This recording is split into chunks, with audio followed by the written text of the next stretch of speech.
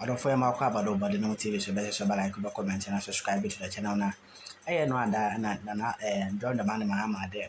The ministry appointment for regional ministers or the Batu Jan or the Batu Jana 2 regions there move Japan due to some reasons and cockroaches also deserve that position in this Ashanti region and Greater Accra region.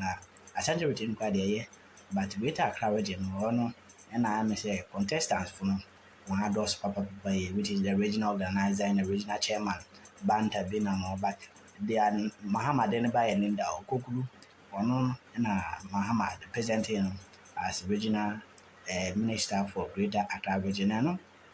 And Mahama Sanchez say Zinato Rollins no any other people when so far one day one list Emra na once one share one verify or na one more position to me sir in same way so there you see I mine never boa one when your position no and our headquarters is here now I say ubia pebia fa ubia pebia where there will be a super bibia didn't tear share into see no acquire internal fight, internal conflict, Regional chairman crumpo the group baby member because I'm going to so. What I say?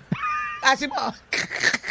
Maybe could hear quiet goodness for. As a wafa party now on the board. By this, what was why a quadration mine? What more can I make a be Asimo, madam? What was the quadration mine? What a top party, Neddy? Yeah. Oh, what would you can say? What say? Valerie Soya say, what greater cry? NDC party.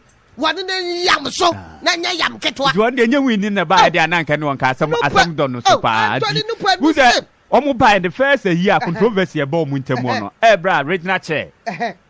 A quattro letter say appointment and conform for ma was one Muhoshi because party no.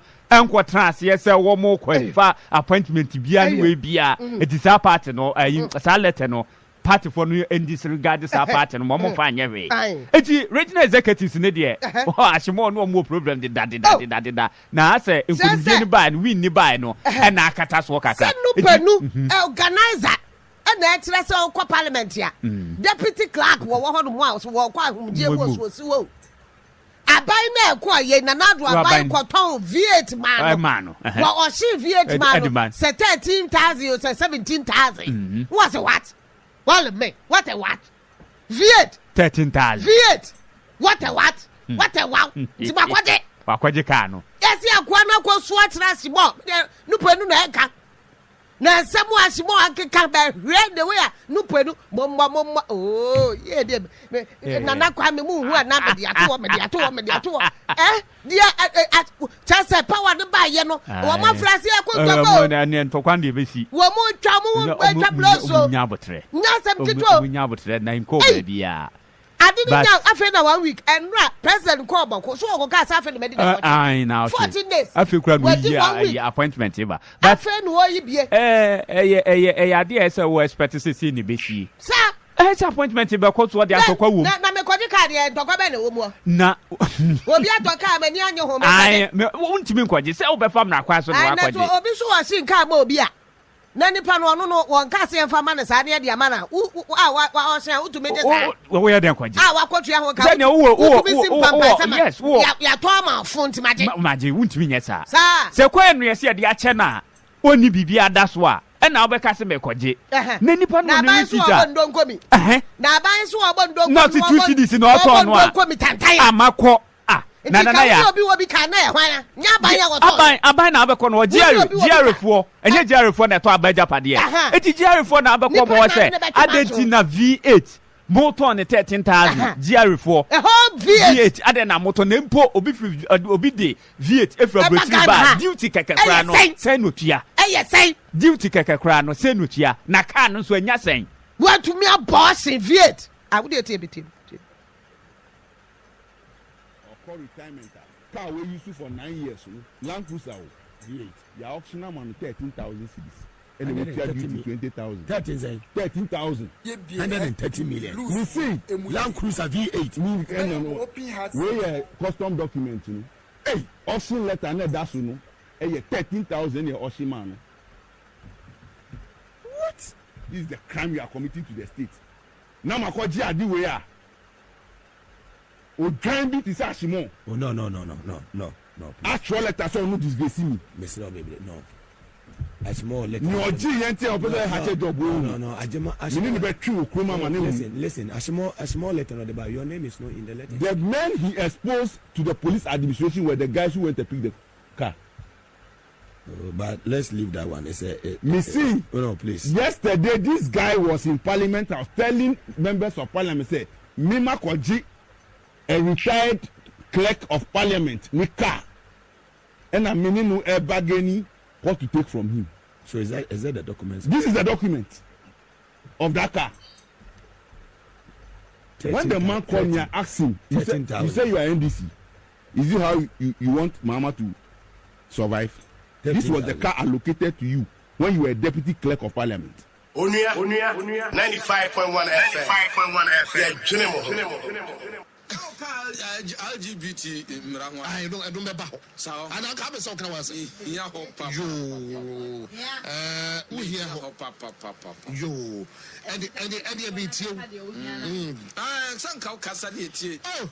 And me nya no quick with LGBT there no. Yeah, beto aba no. Ye gina ye hu ne e course. The nefa LGBT when it became a campaign matter. They do baby as of work job muji. Reverend Owusu Bempa Osmai and Tuaba Mobia or the gay some ebebo bem. But I shall see Sam George didn't pay and subi, but the kind of bomudi. I did no koya, but a year sir call President Kufuor to table so. And I reached the last guy, and here Rababa could call court. The Nini President Kufuor didn't assent to a LGBT bill. Or the Trodepinoso case no crowd ye bore Richard Sky was some etugu one funding sa and chassis. But for Quadiaso, then and yet campaign time. Ye who said ye not Sam George and Yabre. A do baby Alban Badden. I didn't call court to crowd on ten was it.